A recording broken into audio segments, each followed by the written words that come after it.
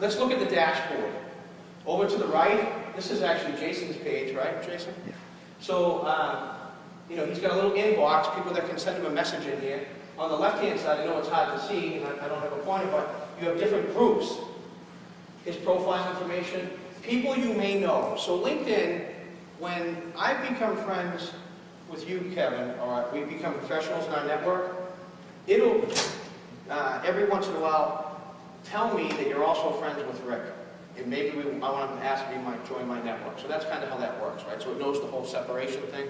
And down at the bottom here, a little network update. Jason had just sent out the interlinkONE monthly newsletter, and he put a link into it. So everybody that follows him on LinkedIn now can get that newsletter that way. They still might be getting the email copy, and they still might be getting the mail copy, all measured, by the way. All right, so we can measure, you know, what they're doing there, because we put a link there. And if we had a purl to it, because we put it on a page, it would be a link. And if we sent them an email, and they clicked on it, there'd be a link, right? So marketers really want to know what's more effective.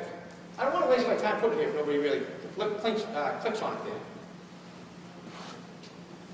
Groups, and this is about, you know, I'm not afraid to talk about, Kevin, how much time's committed. I like LinkedIn because I get in groups, and there's many groups in there that is, I think you should join because there's so much information.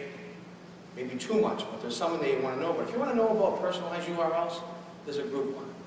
Digital printing, group one. One-to-one marketing, group one. You know, if you want to learn about the moon, group one. Right?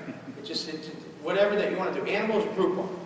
You know, I join groups and Jason joins groups that are relevant to us. We want to get information, and maybe we want to provide some too.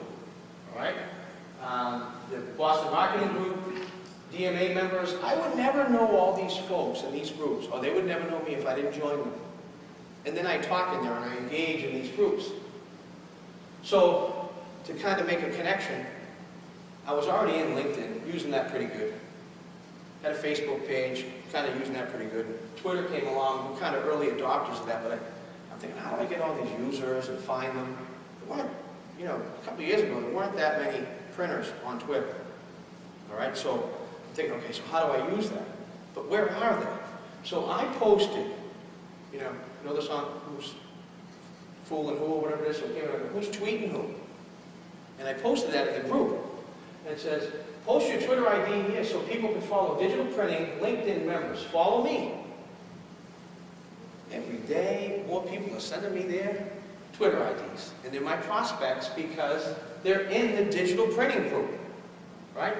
That just took a little bit of, you know, how do I find another prospect?